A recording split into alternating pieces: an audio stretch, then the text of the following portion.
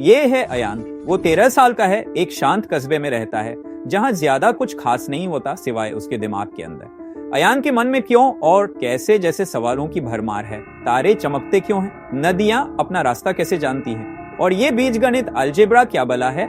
दिन में वो एक आम स्कूल का बच्चा है, जुराबें कभी मैच नहीं करती, टिफिन आधा भरा होता है और हमेशा 5 मिनट लेट। गणित की क्लास उसे डराती है, विज्ञान बहुत जटिल लगता है, लेकिन रात को जब वो आंखें बंद करता है कुछ जादुई होता है। तब अयान बन जाता है दरियन सीकर, कोई लेजर वाला सुपर हीरो नहीं बल्कि ज्ञान की दुनिया का खोजी।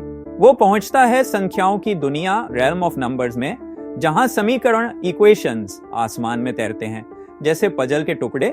एक पुल पार करने के लिए उसे एक पहेली हल करनी होती है। अगर ट्रेन 1 घंटे में 60 किलोमीटर जाती है तो उसकी गति क्या है। आसान है, अयान मुस्कुराता है। 60 किलोमीटर प्रति घंटा।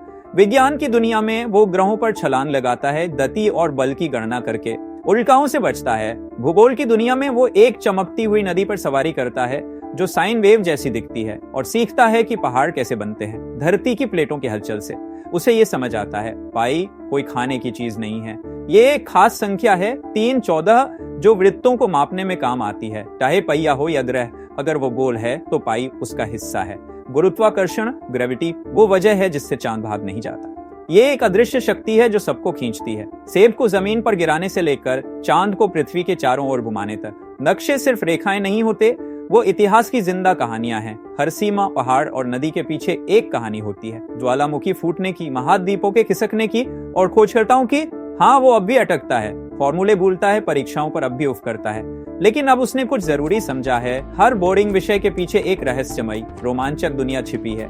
तो अगली बार जब तुम होमवर्क देखते हुए सोचो इसका क्या मतलब है, तो अयान को याद करो, क्योंकि सही दुनिया में गणित भी जादू जैसा लग सकता है। Like, share, subscribe.